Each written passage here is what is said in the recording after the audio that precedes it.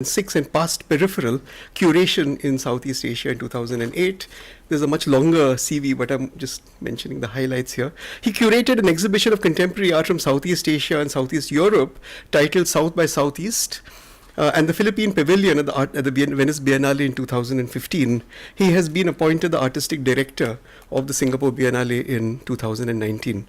And now for something that I wanted to say about it. I'll try and quickly finish in about 7 or 8, 10 minutes. Somewhere in the beginning of the text that he is going to read out to us today, Patrick Flores worries that there might be a remoteness and illegibility to some of what he's going to talk about today. My suggestion is that there is not actually a remoteness of geography or of cultural difference. Rather, there is a different remoteness. There might be a different problem of remoteness to do with the possibility of misrecognition, of getting something apparently friendly and accessible simply wrong, and then realizing that misrecognition itself is not sufficient to deal with that problem. Yesterday, in this extraordinary series of sessions we had, Geeta Kapoor mentioned the idea of installation art as occasionally being, as a term, inhospitable as a concept. I mean, having an inhospitality.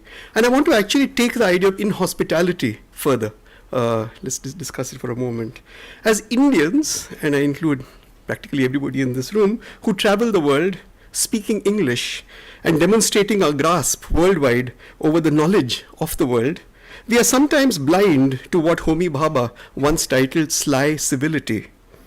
The general Indian capacity to float through and to take with us a mastery of theory and a history of the world that can apparently travel to has been remarked on significantly in academics, and remains especially a conceptual threat in much of Northeast Asia, which constantly remarks on how well we speak English, who apparently cannot claim a similar access to the European Enlightenment as we seem to be able to do. I'm unsure whether the Indian problem, which is now a very familiar problem in academics, has been adequately discussed in art, but I do want to bring it up to draw attention to the fear that, far from being remote, Flores' image of the Black Nazarene may be too easily understood by us. Flores wants us to understand the installative, this is his term, as possessing a central problematic. I quote him, a struggle of art to be intimate with the ecology of its material and the subjectivity of its public on the one hand, and the distance to be crossed in grasping this ecology and the subjectivity through the ethical and political gesture on the other. All this happens, he says, in an environment that demands so much emotional and political investment that only if we can actually comprehend it, only when we can speak of this problem within the discipline of art history and partly against it, that we can actually allow some remains, some of the things that stay within, to be contained, to be conveyed in a vessel, and are then released for travel. This is actually, in a sense, the problematic that I'm suggesting we may not necessarily comprehend in our seeming familiarity with the problem we're talking about. A couple of years ago, Patrick was with us in Delhi at a conference that was organized by Khoj, and he stunned his audience with his evocation of the idea of piracy. And thus a zone that he suggested is not a country or a region, but something that, again I quote him, displaces the category of the colony, the post-colony, and the nation. Thinking of such piracy precisely forces us, even as we recognize the problems of misrecognition, to move away from the centrality of the problematic of misrecognition in the formation of the subject in ideology.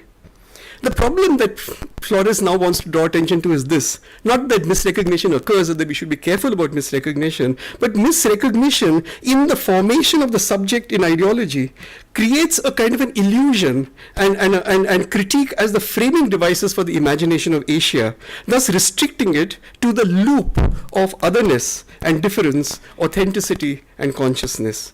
So instead, and this is the kind of big move that I think he makes, it might be productive to delay this dialectic and recover instead an interval, and here he actually uses the Sanskrit word which I forgot the Philippine equivalent, but it's actually antara, and this is a term that we know, that may generate both tension and cosmology, not necessarily within the civilizational and the avant-garde that led to mass discriminations of people and revolutionary slaughter, but to another intersubjective space of the impossible in which future and failure transpose, not yet, and just too much to be possible.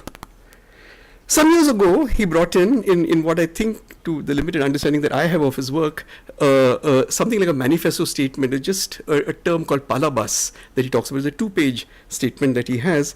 The term, he says, in the Filipino language means performance as well as an inclination outwards. This movement from interiority to a community beyond the modern self, important idea, and within the condition of performativity, is central to how we could prefigure the imaginary of a future of resistivity, a valiant hope against reification and against, this is crucial, the temptation of mimicry, a term that we also know via Homi Bhabha. As Palabas enunciates at once the melodrama of sentiment and the radicality of disclosure, illusions and inventions, the passage into the moment of revelation, of shedding inhibition, when the agent of performance finally transforms reasonable and sensible enough to act. Somehow, rationality and sensibility must cease to be the privilege of the Enlightenment. Palabas is spectacle and appearance. There is a deliberate agency at work in a gesture of performance or the process of making something appear and making it appear in a particular way. It must be construed as modern to the degree that it is reflexive, a mediated exposition in relation to a premeditated exposure. It is theater, and it involves acting, diversion, pedagogy. It is disguise, and it is manifestation. It is a matter of conjuring, tricking the eye, catching the feeling, concealing the device of a drama. And because it is tactical, it is also corruptive. Semblance is always elusive. And so, with Palabas, we finally come to the locus that is the margin. Does the margin aspire to an alternative universality that is actually a displace or a dislocale, an encompassing emancipatory ideal that knows no expiration, knows no sell-by date, only inspiration and sufferance? Is it irreducibly the limit? Or is the metaphor, the space that it evokes, altogether a failure, one that is prone to be condensed in identity within multiculturalism, or effete, easily metabolized in the face of ceaseless, ravenous productivity? This is Patrick Flores, and I invite Patrick to present his speech. Thank you.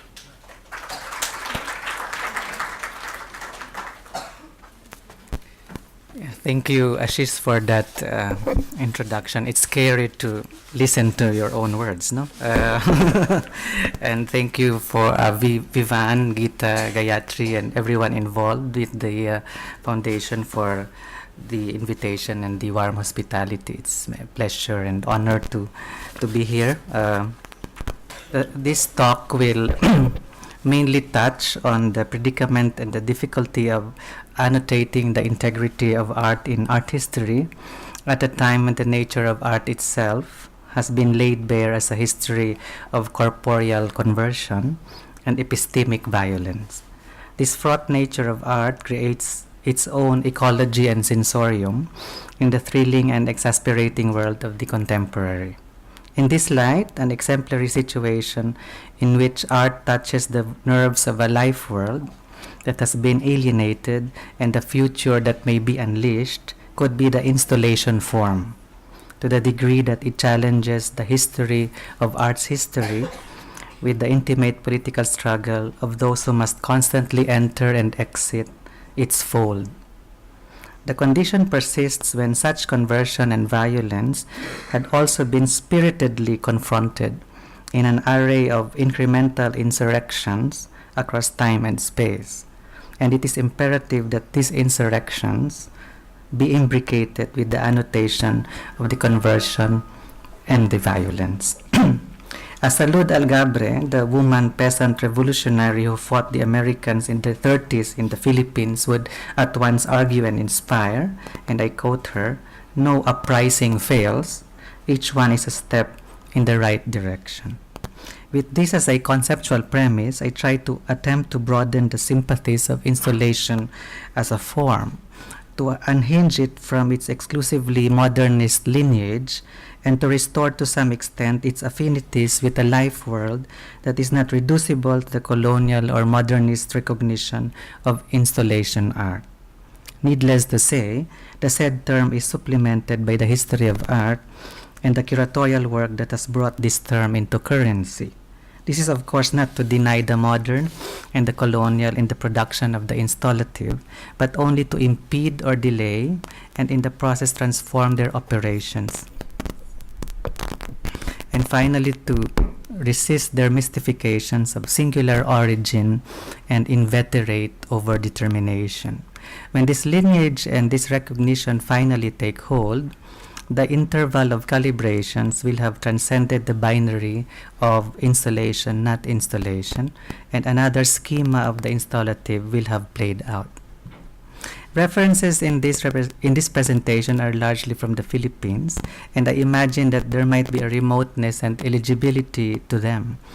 But with the same attitude of stepping back from the normative commitment to the term installation art, this remoteness need not be lamented or belabored.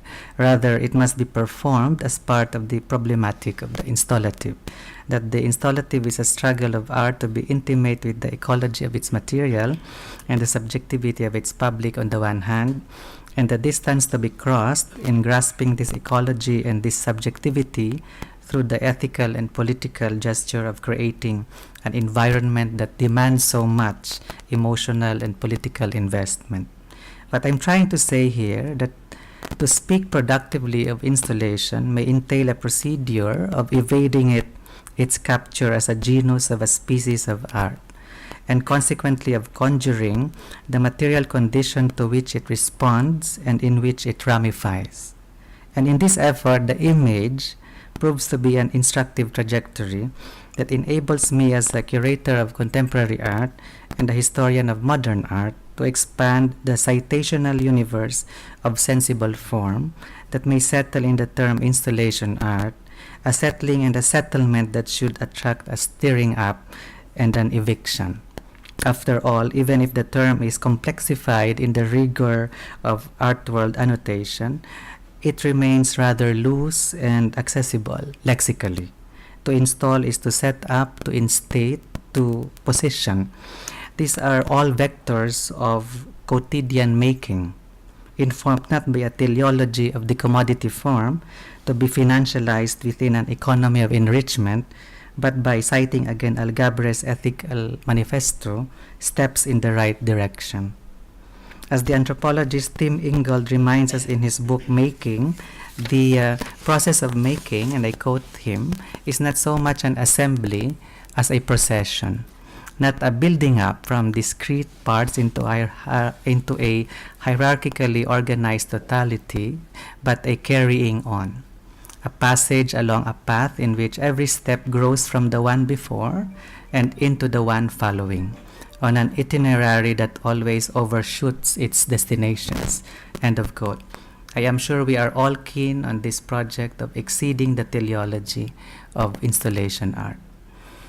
In this effort to provisionally move away from installation and fill the gap with an annotation of the image as part of a larger enterprise of writing post-colonial art history, I look to the practice of somebody like Hans Belting, who is at once a scholar of Byzantine art and a theorist of the global contemporary.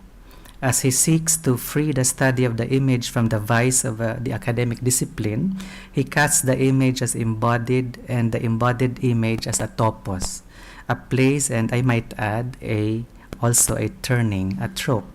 According to Belting, embodiment in an image is a topos. It testifies to an age-old urge to transcend by means of the image the boundaries of space and time that confine the human body.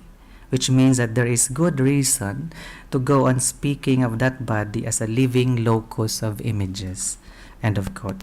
And perhaps because the body is living and of a particular place, it can be distracted, drawn apart or pulled in different directions, as its Latin etymology suggests, and it can be untimely, anachronistic in the phraseology of George Didi Huberman, or magical in the register of Willem Flusser.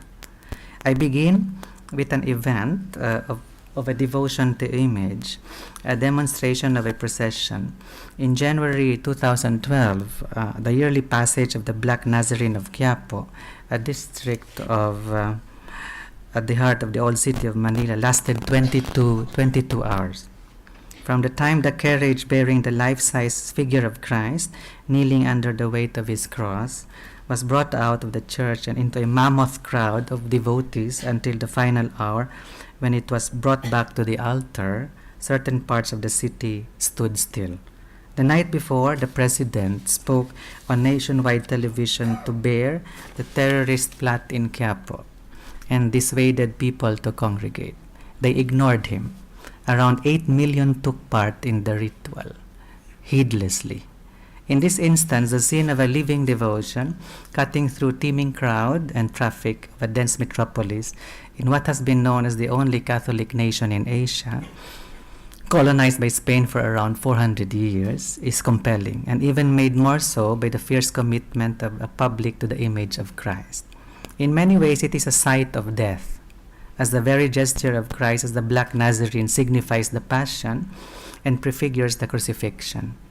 In this particular procession, there further loomed a specter of terror, heralded by a helpless government and mingling with the kindred dread of lives and limbs being lost in the onslaught of vehement bodies.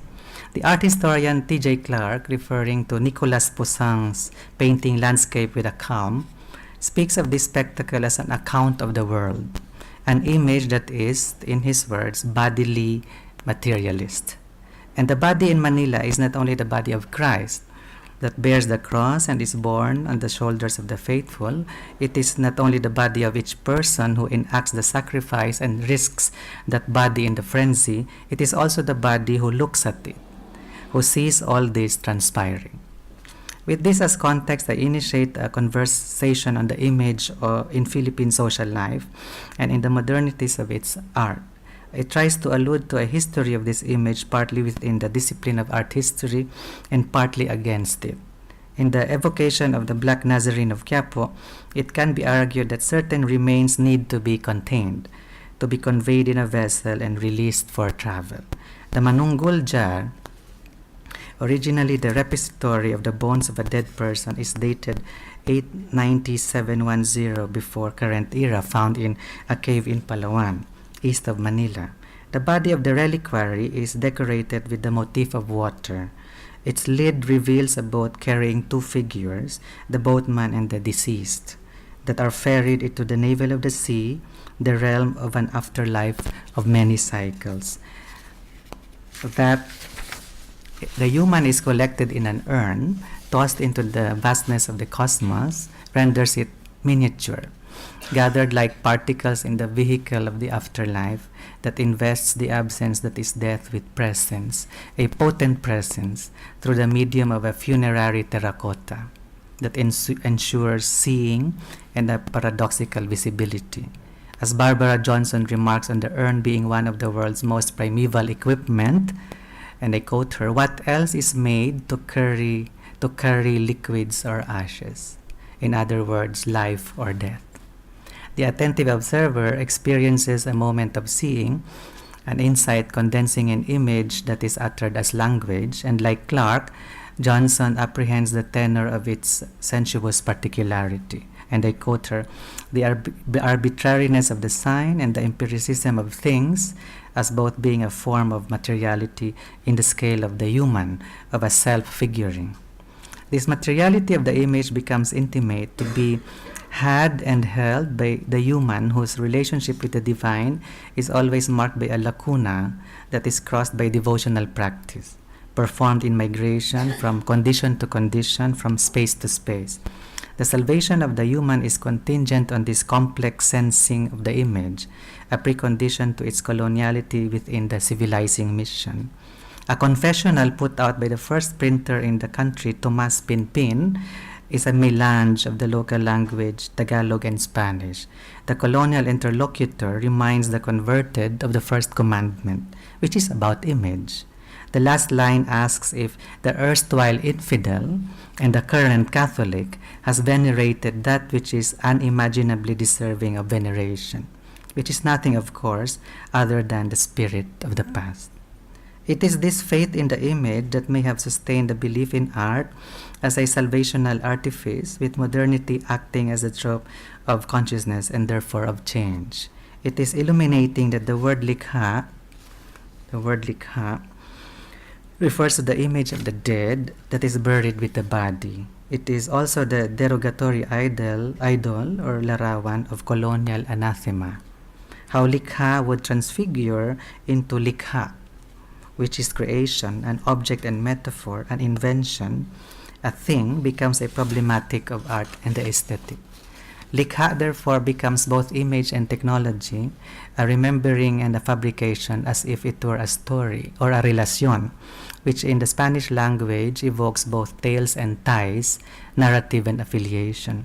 It is at this point in this brief philological foray, in which the mimicry of the dead turns into the autonomy of art, that I must tease out the methodological interest of this talk, a reflection on the post-colonial historiography of art in the context of the curatorial and the contemporary, that does not commence with the axiom of art and does not terminate with the avant-garde panic over non-art or anti-art. This method of historiography makes more sense if it were to be a method as well of the Philippine, in which the Philippine would be regarded not as a mere source of provincial information that affirms hegemonic diffusion, but as a means of reworking altogether the work of art and art history. The procedure of moving from image to art is idiosyncratic, and expectedly so, because it resists the habits of a possessive and an extractive art history, without, however, forsaking it entirely, specifically its intellectual intensity and its commitment to materiality. One way to do this is to create a series rather than a singular rubric of form or practice. Thus, instead of imposing the category of art to encompass sensible life, the more emancipatory project might be to thread three interweaving moments of that life: image, ornament, art. It is a string, a flexible loop, a streak, a nerve. While a series may give the impression of linearity, it actually cuts against that grain. In its place, a topography is built up through the scale, which takes out crisscrossing, overlapping grounds of formations, as opposed to the plateau of art history. The series and the scale tend to elude the capture of disciplinary doctrine, as it opens up a space for a post-colonial narrative of sensible production. Surges of current move within a series, and the scale can slide across directions, ensuring a dynamic that tries to liberate art from its self-fulfilling prophecy, make it more sensitive to the other articulations of the sensible, disabuse it from its colonial and modern obsessions.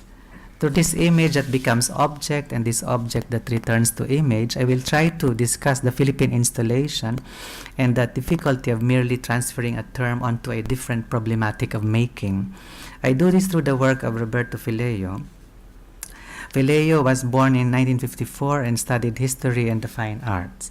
His grandfather was one of the central members of the Communist Party of the Philippines. While trained in the academic systems of the fine arts, he was always curious about the disciplines of traditional or customary art in the form of weaving, wood carving, and pottery. He explored these forms diligently in art and sought approaches that brought together the modernism of art and the creative forms of someone like a barber who filled his shop with religious figurines encased in mayonnaise jars, or a model boat builder of a shipping company. Feleo's inspiration stemmed from this matrix of sources. He has been fascinated with the folk, a category that might be described as an intersection between the indigenous and the colonial, and then reworked distinctively into popular form. In retracing the indigenous traditions of art in the Philippines, He admits to being miseducated by, in his words, Rembrandt, Duchamp, and Rauschenberg, and abides by the principle that, and I quote him, the Filipino is a carver before he is a painter, that touch is as important as sight, that form as defined by a combination of lines supersedes shape, whether on shell, wood, or stone, that geography and weather play a major role in the usage of color, and tight compositions echo the Filipino's immediate surroundings. End of quote. Feleo believes that the Filipino lives half of the year as an islander and the other half as a fish, between water and land, the forest and the sea, heat and rain. In terms of material and technique, Feleo departs from academic options and refunctions familiar modes and invents new ones, like the ingenious mixture of sawdust and glue, which is basic in Philippine carpentry. His visual language involves the layer, the subtractive painting of water-based media being thinned out on tracing paper, the vessels and the jars.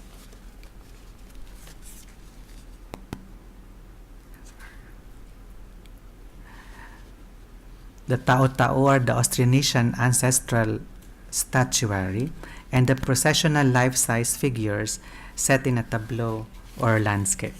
In pursuing this mode of making, he initiates a kind of dislocal in the search for distinction and belongingness, a disruption of modern Western art into which he supposedly comes belatedly, on the one hand, and the disruption as well of so-called indigenous culture by way of the visualization of the oral, and the historicization of the visual, which he carries out retroactively.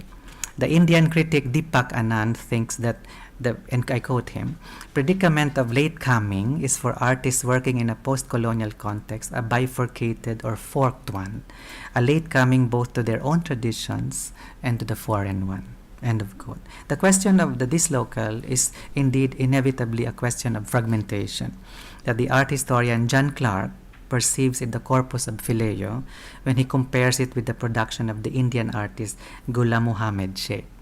It is a fragmentation of signs that, according to Clark, the artist desires to circumvent, to secure some kind of integrity required by the national imaginary and its identity effect. Such a problematic, in Clark's view, is, and I quote him, intrinsic to the representation of the nation to itself from elements that were not those of the nation in the first place.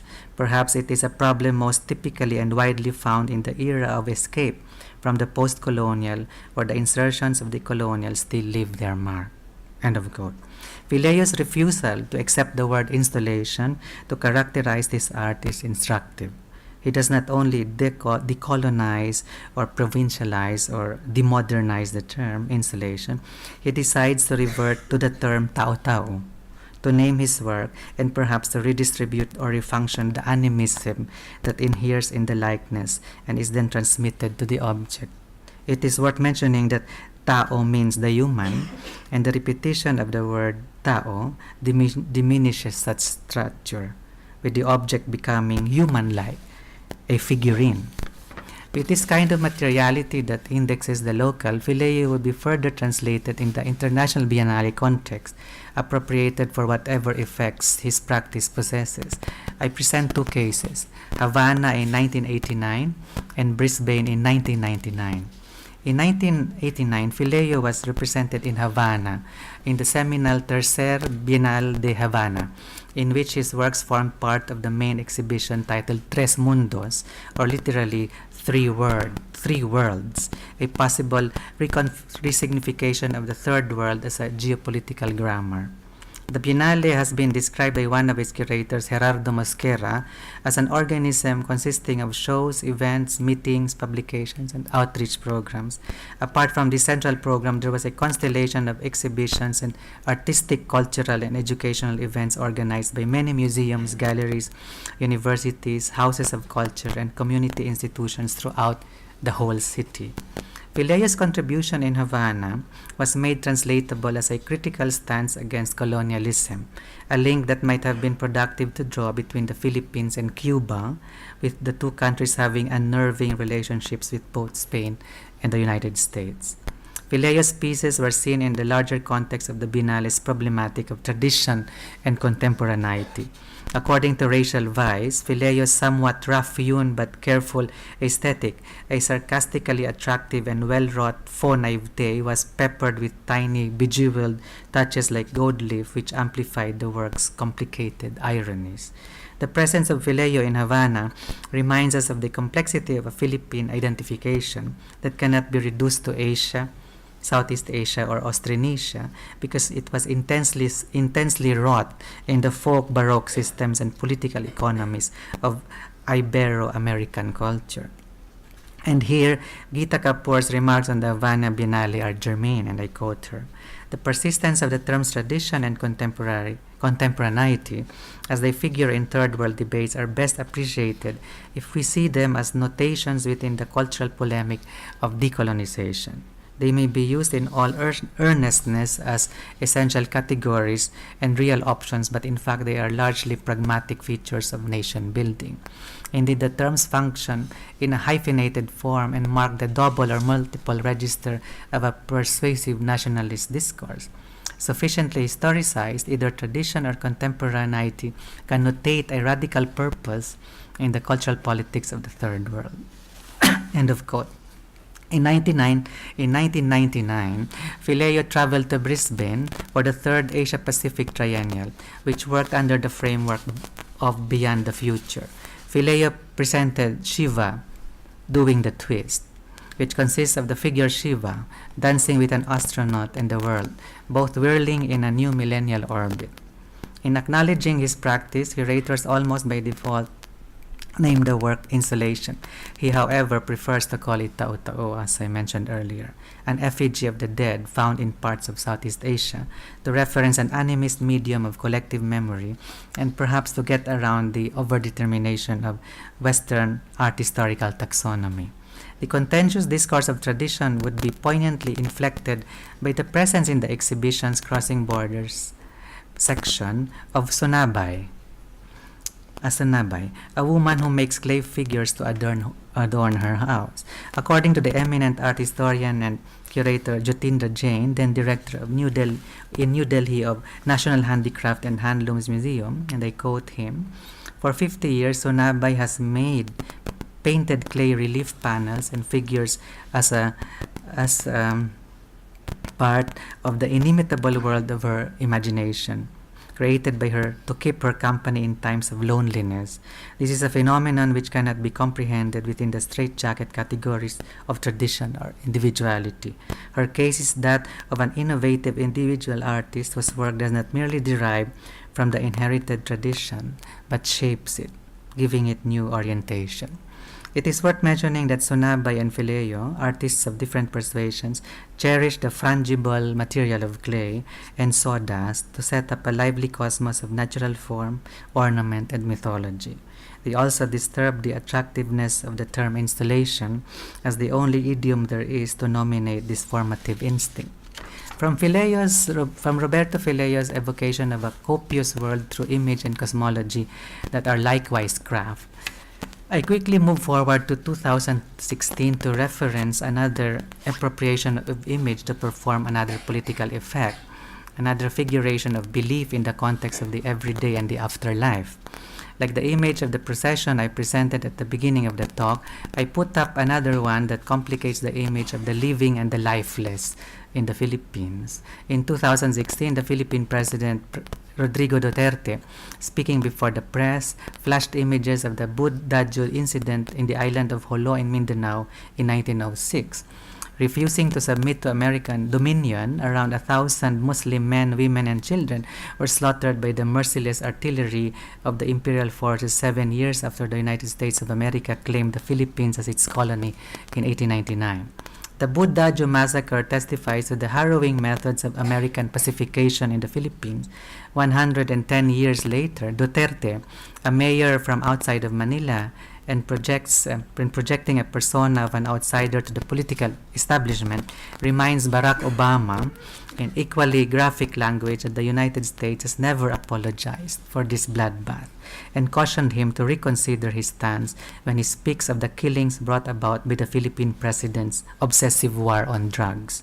Curiously, the figurative language surrounding, on the one hand, the often forgotten and yet catastrophic Philippine-American War, and on the other, the war on drugs, can be traced to the American political lexicon as it oscillates between the manifest destiny of William McKinley and the rehabilitation of Richard Nixon. Duterte would follow through his tirade against the United States in his State of the Nation address in 2017, in which he would revive interest in the repatriation of the bells of Balangiga, a town on the island of Samar in the Visayas. In 1901, an American general ordered his soldiers to kill, burn, and turn the place into what he called a howling wilderness, as a reprisal of an earlier ambush of his men.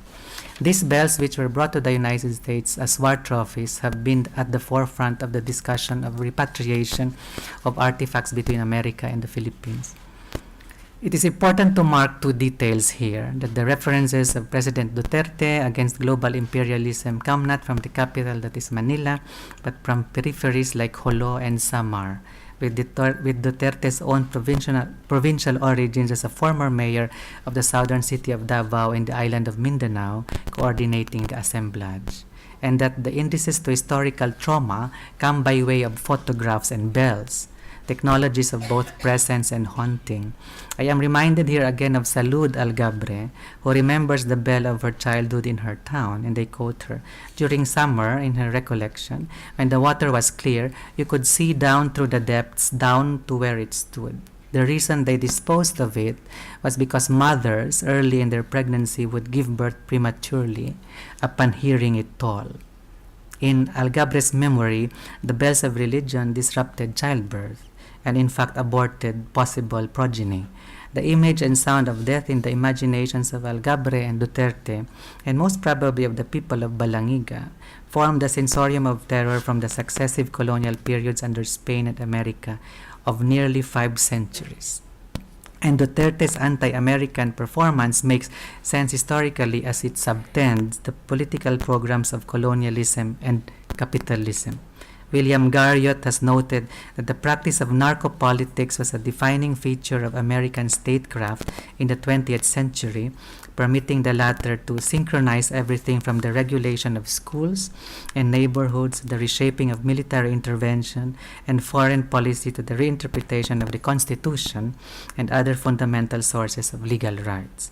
This may well be the architecture of what James Petras and Henry Weltmeyer call narco-capitalism, or the capitalism of the 21st century, that America consolidates as its government arms the drug wars of other countries, and its banks receive, launder, and transfer hundreds of billions of dollars to drug lords' accounts to buy modern arms, pay private armies of assassins, and corrupt political and law enforcement officials.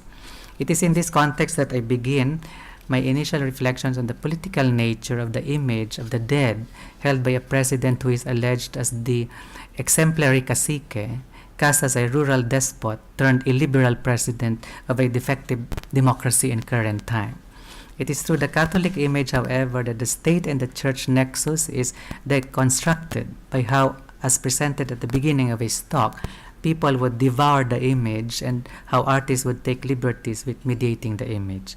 I present a case to pursue the issue of the latter. In 2011, the artist Medeo Cruz, in an exhibition commemorating the centennial of a Catholic university, did an installation called Polytheism, or Polytheism, of a makeshift shrine of promiscuous images at the cultural center of the Philippines. Among them is a face of Christ, onto which the male genital from a kitschy souvenir ashtray is grafted. This instigated a furor in the Philippines, prompting the previous president to order the closure of the exhibition, and priests to say after each Mass in their parishes the prayer of reparation for the sin of sacrilege and blasphemy, an oratio imperata, Latin for obligatory prayer, that is reserved for times of calamity. Here, the image within the installative form foregrounds the political effect of an exhibition in which image and installation confound the church and the state. With these fragments of images as forming some kind of a sphere of science, I try to trace articulations of critique that appropriate the Catholic image as a trajectory into a broader critique of social structure and the basis of a life world to which the installative might speak. I discuss the ways by which artistic practice has mediated colonial iconography to respond to the implications of political theology. In doing so, it sketches out a long arc of visual production to investigate the possibilities of the political. This arc of the argument extends to the current milieu of executions in the Philippines amid the intense challenge to the ideological mystifications of an earlier oligarchy that exploited the religious sign system of martyrdom to supposedly oppose autocracy and corruption. The shift from the sacrificial to the collateral alludes to the restiveness of the present crisis. In the drug war of Duterte, the dead are presumed to be collateral damage. One trajectory that I explore in my work as an art historian of the Philippine image is the relationship between religion and the modernity of nation. In this regard, Talal Asad's discussion of the ecology of religion, the nation-state, and secularism is helpful. According to Asad, religious ideas can be secularized, nationalism has in part or whole a religious origin, and that the concept of the secular cannot do without the idea of religion. In light of this assertion, Asad calls for the anthropology of the secular that might intersect with what I would term the art history of political theology to sustain the interest in the image in the era of art. In the context of the present political climate in the Philippines, it might be productive to revisit political theology as a foil to the church-state, secular-religious duality as an entry point into a discussion of the Catholic image that is honed in the crucible of contestation about class and the spiritual, as broadly conceived in both Christian and animist registers. A key trope in this analysis and meditation might be execution, that sheds light on a possible future of the world.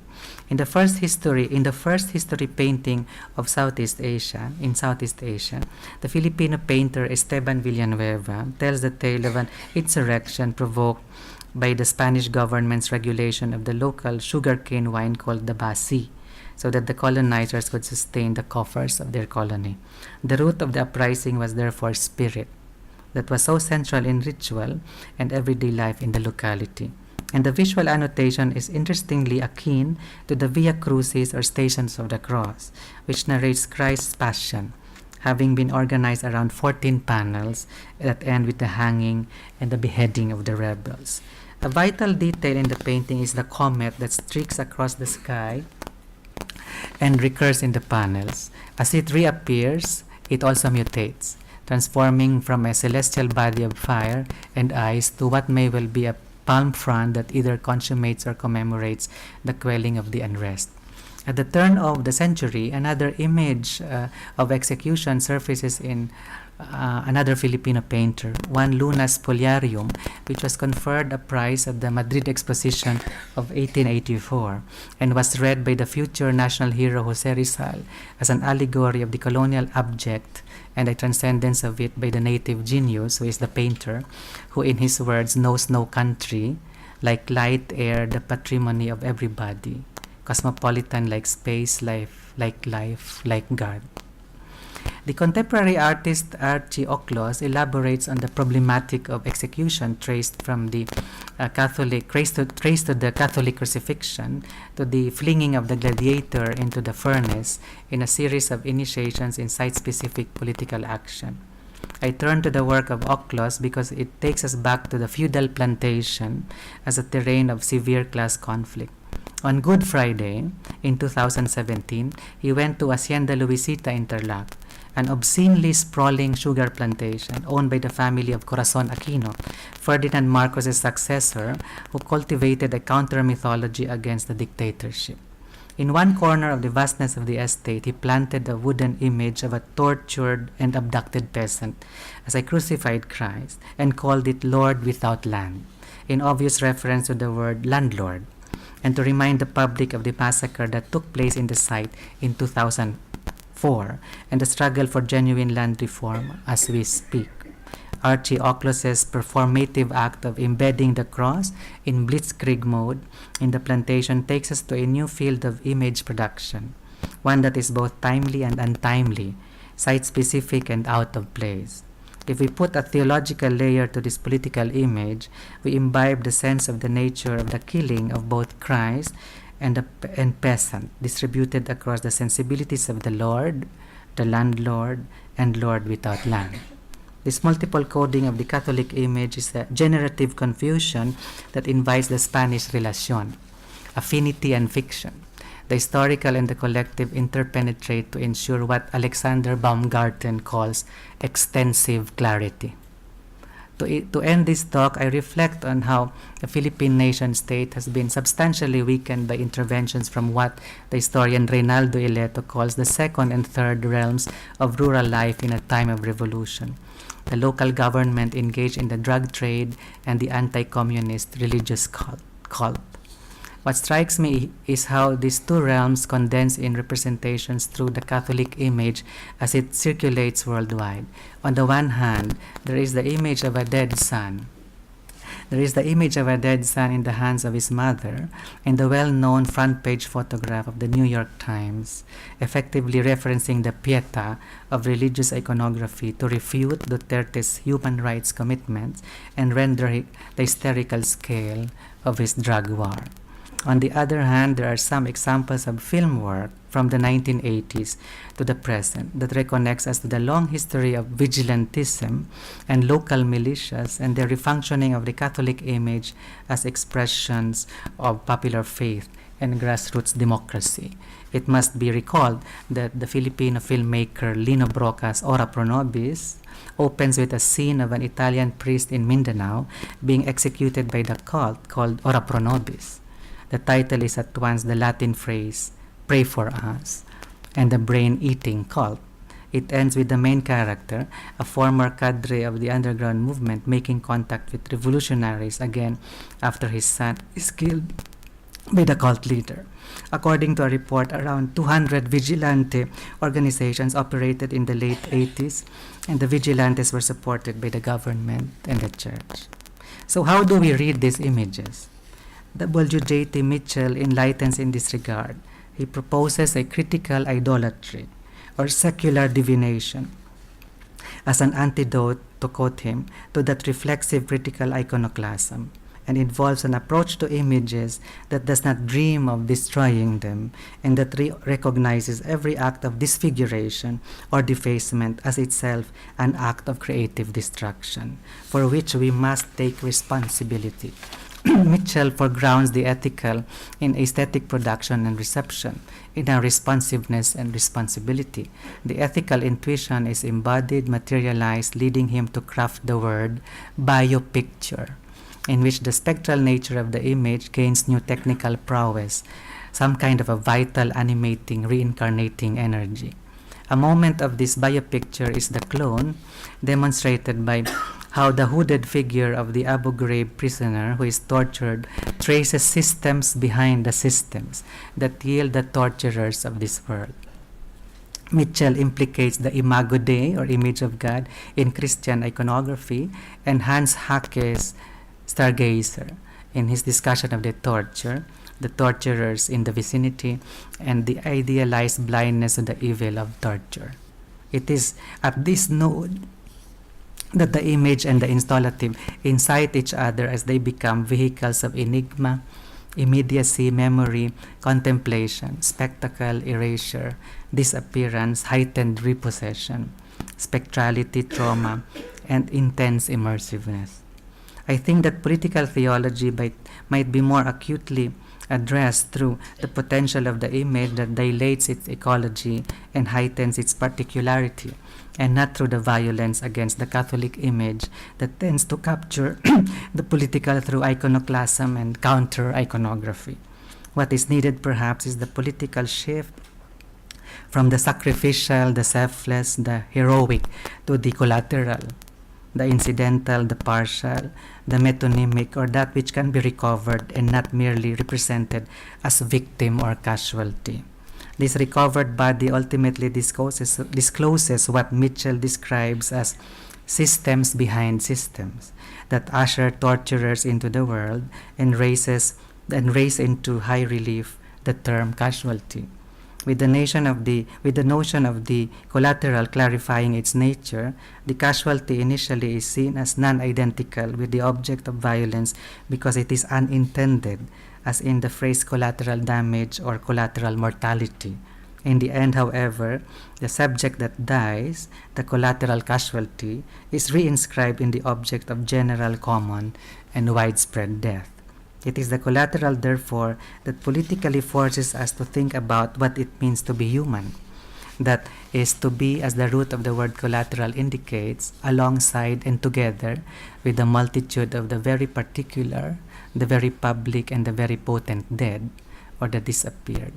It is this same biopicture, this living locus of images, in the words of Hans Belting, demands from the installative proposition to be attentive to, first, the particularity of a condition, whether an emergency or an introspection, and second, to the critique of structure or the problematic that materializes the condition. The link of image to installation might be the moment of figuring in which a site is animated, and the possibility of a configuring in which the animated site becomes a life world, a public sphere, a workshop, a laboratory, an archive, a contact zone. It is in this relationship between the figuring and the configuring that the installative creates a political situation and offers the vision of an afterlife of and an earlier universe prior to art. An afterlife and earlier universe that should be the beginning of the installative project in the extensive particularities of any place, here, now, before and beyond, elsewhere and later. Thank you.